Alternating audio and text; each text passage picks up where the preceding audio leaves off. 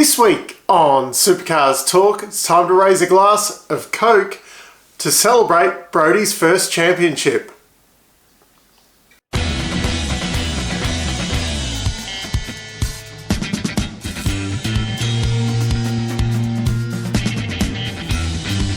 Brodie Kostecki is your 2023 Supercars champion.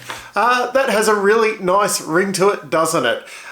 There's a lot to get through this week, and I'll mainly be covering off the racing from the weekend. Next week I will be doing a video covering kind of an overall of the championship and everyone's grading for the year. So this week let's focus on a normal race review, and then next week we'll look at the overall championship with Brodie's somewhat spectacular win. Yeah, I'm pretty happy about it actually. It's always great to see a young bloke do really well, but also a fresh face up the front. So yeah. Anyway, the news for this week.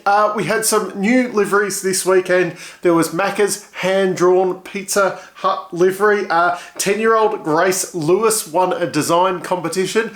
I actually thought it looked pretty cool. Definitely not the best livery ever, but a really, really cool story behind it. I love these initiatives. Todd Hazelwood, for his last full-time round, well, at least for now, his last full-time round, they had a red arc livery on the Blanchard Racing Team car instead of the normal blue Cool Drive colours.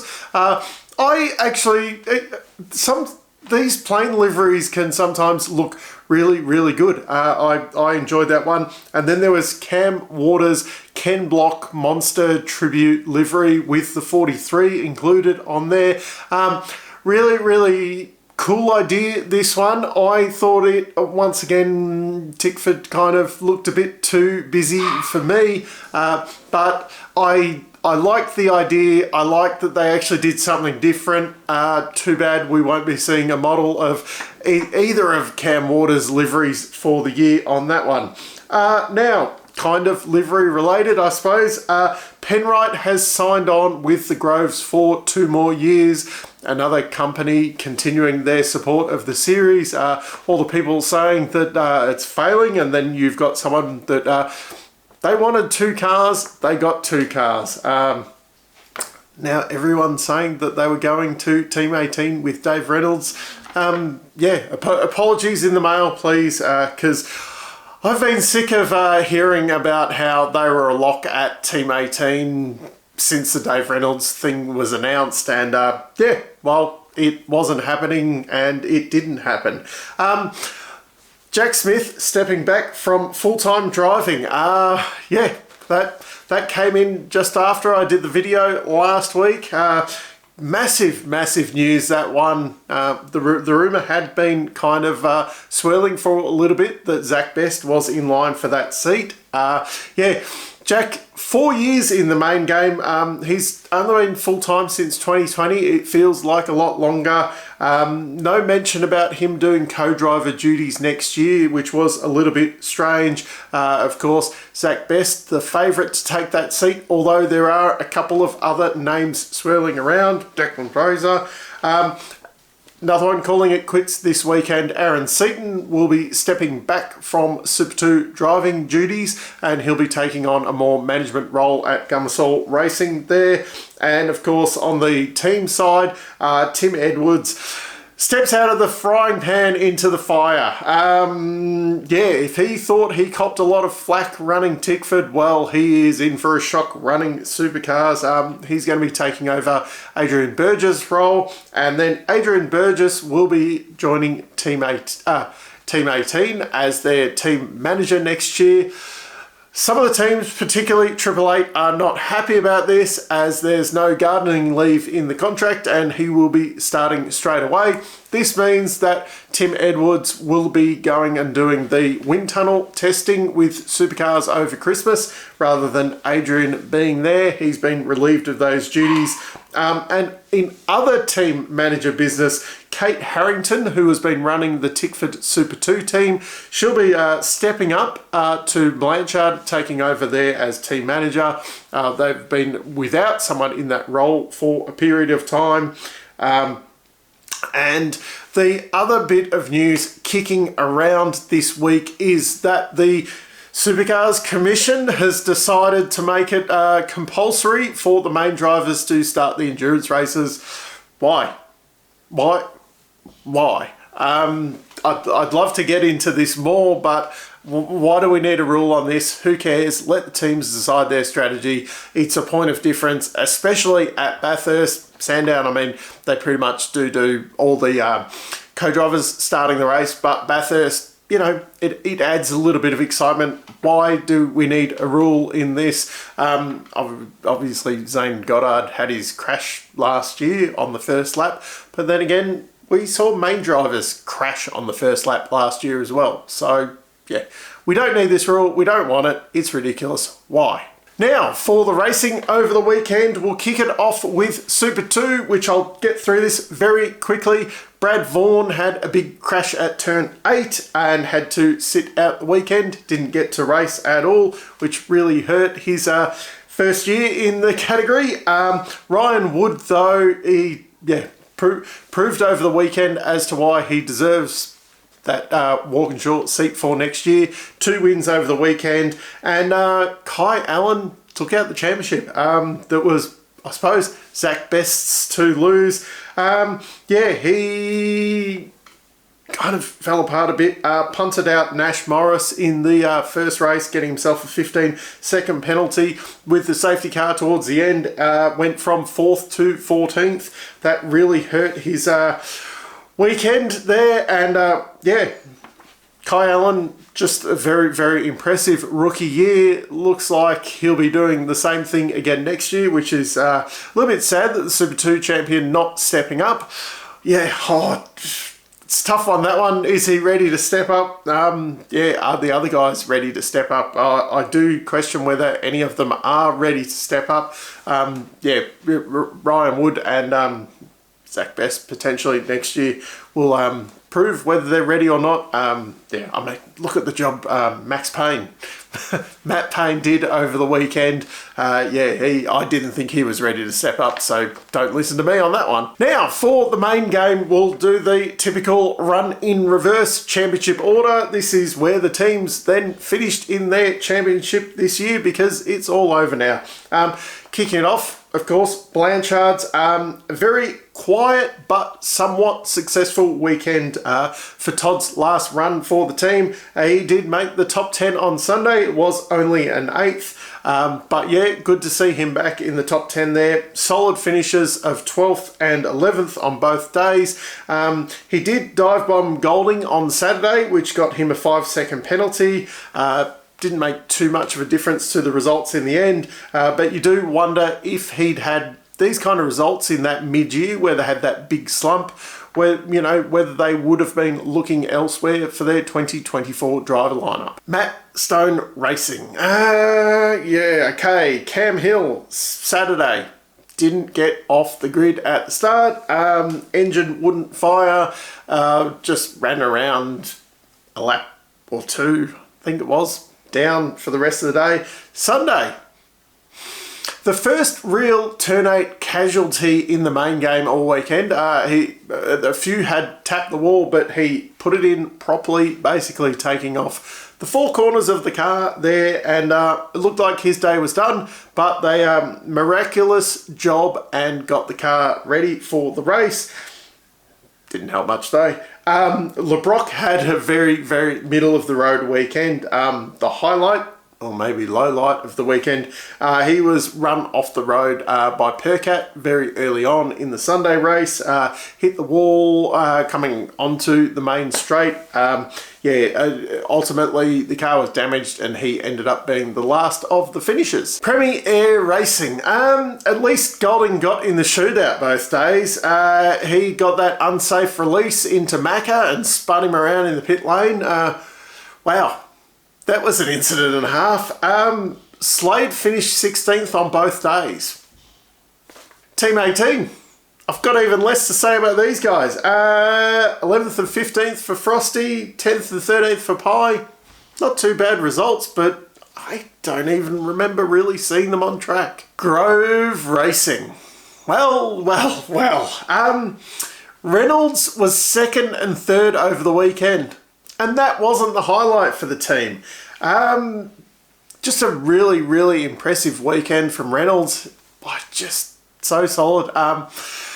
He'd have to be questioning, should I have signed that 1-year deal that was put on offer rather than, going for the longevity with other teams that probably not offering the same kind of results. Matt Payne.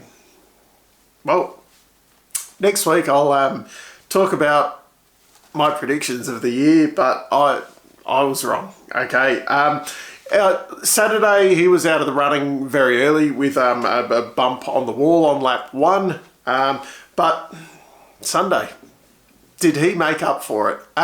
Qualified second, just really impressive. Won the start. He just controlled the race. It was very much like the Brock Feeney's run at Adelaide last year. It was like he'd been doing it for years. He just had the race in the bag. I'd argue that this probably was a more solid, debut year in the category than Brock Feeney's, even considering where this team had come from, etc. And where Triple Eight was last year. Yeah, I'm happy to say I predicted, Matt Payne's year wrong. Just really, really, I don't know what else to say. That was a brilliant drive on Sunday. Yeah, it just overshadowed anything Dave did over the weekend, which was a really impressive weekend too. Realistically, these guys were the strongest team all weekend. Walkinshaw Andretti United. So I got in trouble last round for not mentioning Perka and his results. So here goes. He ran Labrokov early in the race on Sunday. He finished 18th and 21st in the 2 races. Job's done. It was really, you get those things where, they're taking the new driver, symbolically taking them to the new team. And Chaz had the trolley and a few of the guys and he, rather than them just grabbing him and taping him up or whatever, he's like, oh, this is the thing where I get taken down. And he gets on the trolley, but he gets on it the wrong way. And then you had this really awkward thing where he's face to face with Chaz as he drives into. That was really cringeworthy. I don't want to think about that anymore. As for Chaz, once again, really, really good weekend, really. He was just out of the podium fight all weekend, 4th and 5th in the races. Saw him jump up to 4th position in the championship. When you see all the teams in front, that's where you realise, how, I suppose, bad a job Perkat did this year and how good, I suppose, Chaz had done. He won the Mustang Cup overall for the year. He did get a penalty for nudging Feeney in that battle on Sunday. Yeah, I haven't watched the replay. I saw it as, it kind of happened. But it looked like Feeney gave Chaz a nudge in that initial passing thing. And then, obviously, there was a bit of a return serve. But yeah, Scaife and Crompton decided that, Chaz nudged Feeney and the stewards went with it. And once again, anyway, my biggest concern is that, say, next year, I was thinking, yay, we won't have the, SVG, Wing Cup, etc. bias that the commentary team seems to have, and we seem to be heaping it on Feeney already. Well done, Chaz. Good weekend. Dick Johnson Racing. So Anton was essentially the one who caused the accident on Saturday, pushing Brown wide, which ended the championship, really, when Shane then crashed into Will Brown. There was damage to Anton's car as well. He struggled along and finished 21st in the end. Davison was a solid, if unspectacular, 7th. Sunday, they were both quite anonymous, but finished off 7th and 9th. This did see them both finish within the top 10 of the championship, though. So, not a bad weekend overall. Tickford Racing. A double podium on Saturday was followed up by a double top 10 on Sunday. this new two-car team is looking really, really strong. Randall was hurt a little bit on Sunday after Shane Van Gisbergen opened up the steering while they were having a bit of a battle. Randall, what were you doing on the outside of Shane Van Gisbergen? Anyway, especially just after he'd passed you, I mean, I'm all for drivers fighting, but it is Shane Van Gisbergen and you were trying to go around the outside of him. Yeah, that ultimately, the damage on the car did hurt him. He ended up 10th, which was a little bit of a shame. Waters, just an amazing weekend, a really good way to send Tim Edwards off. Obviously, it was his last weekend with the team. That win on Saturday, just, I suppose it topped it off with Randall finishing third. And, he was fourth on Sunday. Just really, really good. You do have to wonder, had certain changes happened to cars earlier where this year would have finished up, and they're obviously going to be kicking it off strong for next year. Courtney was actually 8th and 12th over the weekend. He could have been in a Team 18 car. His weekend was so anonymous. And Fraser probably had one of his better races as well. Saturday, he was 23rd on the grid, but ended up finishing 15th. Sunday, he had a power steering failure though. Brad Jones Racing reverted back to a one-car team over the weekend. Jaime had 2 top 10s, just solid again from him. Sunday was made much easier because he learned how to qualify. Got himself in the top 10 shootout and then finished 6th for the day. Forward, he was back with the other 2 cars, saw him drop out of the top 10 in the championship. It was still enough for them to seal 3rd in the team's championship, but that's probably a bit more of a reflection of what other people did rather than him. These guys are probably going to be the biggest loser out of that live pit lane order next year because they're sure to lose their 3rd position after the first couple of rounds. Triple Eight, Shane was obviously involved in that crash on lap 1. Wasn't really anyone's fault, I suppose. It was unfortunate, just a racing incident that happened. And then they've said braking trouble on Sunday. Did he just give up because he didn't care anymore? I don't know. It was just a weird kind of weekend from him. He didn't seem to really have the measure of Brodie. Brodie just looked very solid. At least with this weekend, it does take away that question mark. If he'd been, within 150 points off Brodie in the championship, did the disqualification in Newcastle make any difference? No, it didn't, because Brodie was a full weekend ahead in points. Brodie won the championship regardless if you put that in and out. Feeney, just another really solid weekend from him. I think he's probably going to be the team leader next year. This weekend he was 5th and 2nd in each of the races. And for Erebus, it's time to have another sip of Coke and just celebrate the weekend that they've taste the flavour or something. I don't know what's the enjoy Coca-Cola. I can't believe these guys are the champions. Just really, really happy for Brodie.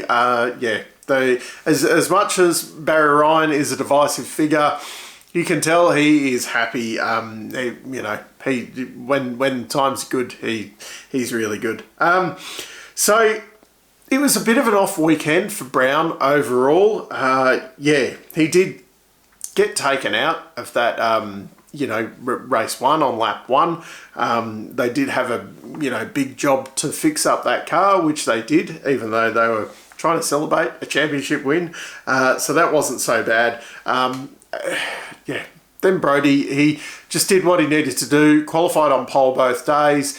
Then I suppose as soon as Shane was out of the race, he was just there to collect points. Sunday was a bit of a, finish it off. A little bit disappointed with his burnout, but after what Shane did last year, anything was going to be disappointing. Brodie will be taking the number 1 plate, and we'll be running that number next year. Barry Ryan did come out and say, yeah, there's no choice. He's running the number 1. We've decided. Yeah, just Drivers' Championship and Teams Championship, very, very impressive guys. Yeah, you've done a great job this year. Now, the question on everyone's lips, who won the tipping competition for the year? Well, there was a surprisingly large amount of entries that I had to work through. So I actually didn't count up how many there was, but there was a lot. The big thing, I suppose, only 2 people had Brodie even in the top 3. There was 2 that picked Brodie for 3rd position. No one had him down for the win. The ones who put Brodie up high were Kyle Hocking and yours truly. Yeah, so that's a little bit of a win for your host.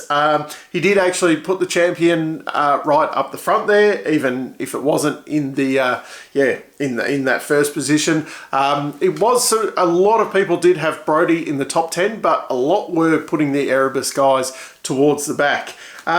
Anyway, there was a lot of people who got 9 of the drivers correct, but in wrong order kind of thing. There was a few who did get 10 out of 10. The one that really screwed up a lot of people was Jimmy Golding. He even screwed me up. I had him in my 10, or else I would have got 10 out of 10, but damn it, James, what were you doing? Anyway, the person who wins with 4 in the correct position was Will Bullock. I hope I've pronounced that right. He had Van Gisbergen, Feeney, Jaime and Di Pasquale in the right slots. Timo, not Glock, he finished 2nd. He had 3 in the right spot. Special mention goes to Scotty Honeybone, long-time viewer of the show. You only got 6 right. I think you threw in a couple of wild cards.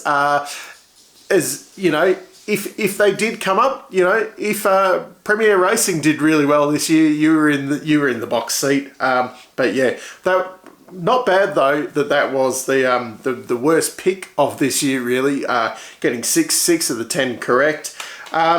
Yeah, so Will, can you get in contact with me? I have a very special mug coming your way. I need your address details of where to send it to. But yeah, a little bit of fun. I hope everyone enjoyed the racing over the weekend. Let me know down in the comments what you thought of it. Do you agree with some of my calls over the weekend? And keep an eye out. Obviously, later on this week, I will have another diecast news for the month of December. And next week, hopefully everything going to plan. I will be doing my, customary end-of-year gradings video where I really look into the results over the year and, give everyone a grade like they're back in school. But until next time, I'm still Dave, and I'll catch you later.